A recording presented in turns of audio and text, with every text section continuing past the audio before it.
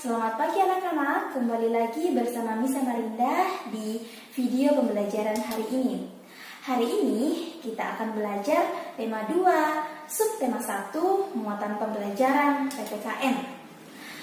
Topik yang akan kita bahas pada pembelajaran hari ini yaitu hak dan kewajiban warga masyarakat terhadap air bersih dan energi listrik. Nah, kira-kira apa ya yang dimaksud dengan hak dan kewajiban? Ada yang sudah tahu? Ya, jadi hak adalah sesuatu yang dapat diterima manusia. Sedangkan kewajiban adalah sesuatu yang harus dikerjakan manusia. Hak dan kewajiban setiap manusia memang tidak selalu sama.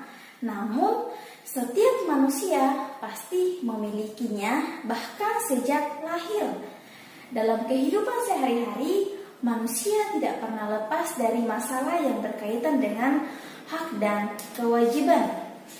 Hal ini menunjukkan bahwa hak dan kewajiban manusia mempunyai kedudukan yang sangat penting dalam kehidupan kita. Sebagian besar dari aturan dasar kehidupan bermasyarakat atau terkait dengan kesadaran akan hak dan kewajiban. Maka dari itu, hak dan kewajiban harus bersifat jelas dan terbuka, sehingga setiap orang sebagai bagian dari masyarakat mengetahui bagian yang patut diterima dan bagian yang harus dikerjakan. Kesadaran inilah yang menjadikan masyarakat hidup dalam keadaan aman dan tentram.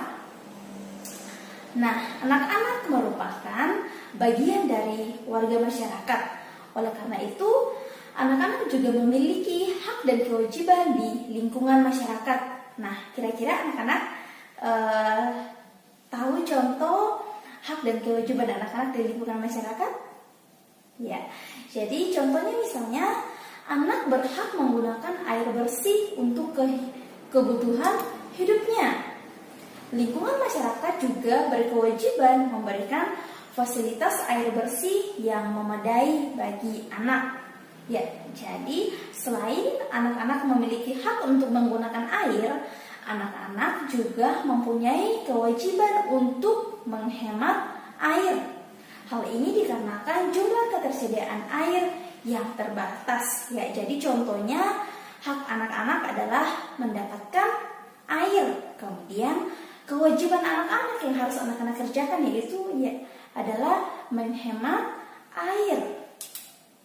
Nah, ini ada beberapa cara yang anak-anak perlu lakukan untuk menghemat air. Contohnya yang pertama, menutup keran air setelah digunakan. Ya, jadi ketika anak-anak setelah menggunakan keran, entah itu anak-anak cuci tangan, mencuci baju, mencuci sepeda, mencuci sepatu dan lain sebagainya, ketika anak-anak sudah menggunakan air tersebut, kerannya harus ditutup. Jangan anak-anak membuka keran terus mencuci sepeda, disabunin, airnya malah dibiarkan terus mengalir. Jadi anak-anak melaksanakan kewajibannya itu tidak benar atau contoh yang tidak baik. Ya, jadi kewajiban yang benar yaitu ketika anak-anak setelah menggunakan air keran, anak-anak harus menutupnya kembali. Kemudian contoh yang berikutnya itu menggunakan air cucian beras untuk menyirami tanaman. Ya, mungkin orang tua di rumah ketika sedang mau memasak, air cucian berasnya itu dapat ditampung dan dapat digunakan untuk menyirami tanaman. Ya, jadi itu ada 2 cara yang anak-anak perlu lakukan di rumah, di manapun anak-anak berada itu bisa dilakukan. Ya, jadi anak-anak harus berkewajiban untuk menghemat air. Nah, itu penjelasan materi mengenai hak dan kewajiban masyarakat terhadap air bersih. Nah, sekarang anak-anak akan melihat materi mengenai hak dan kewajiban terhadap energi listrik. Ya, di lingkungan masyarakat lampu sangat dibutuhkan untuk penerangan rumah kita semua. Benar apa tidak? Jadi kalau misalnya tidak ada lampu malam-malam, mau belajar, mau menonton TV, kalau tidak ada listrik, apa yang akan terjadi? Pasti akan merasa jenuh, ya gitu ya, kalau misalnya listriknya tidak nyala. Nah, jadi lampu memanfaatkan energi listrik agar dapat menyala. Energi listrik di Indonesia masih menggunakan bahan bakar fosil yang tidak terbarukan. Sedangkan kita tahu ketersediaan bahan bakar tersebut jumlahnya makin berkurang. Dengan demikian, satu-satunya cara termudah agar tetap merasakan manfaat energi listrik yaitu menyadari bahwa selain memiliki hak untuk menggunakan energi listrik, kita juga mempunyai kewajiban untuk menghematnya. Nah, pentingnya menghemat energi listrik di lingkungan masyarakat yang pertama yaitu agar manfaat energi listrik dapat dirasakan dalam waktu yang lebih lama lagi. Ya, jadi kalau misalnya kita tidak menghemat listrik, nanti kalau misalnya kita sudah kehabisan, kita tidak bisa menggunakan energi listrik lagi. Jadi di rumah kita akan gelap ya kalau misalnya tidak ada lampu gitu. Kemudian, agar manfaat energi listrik dapat dirasakan oleh seluruh masyarakat secara adil.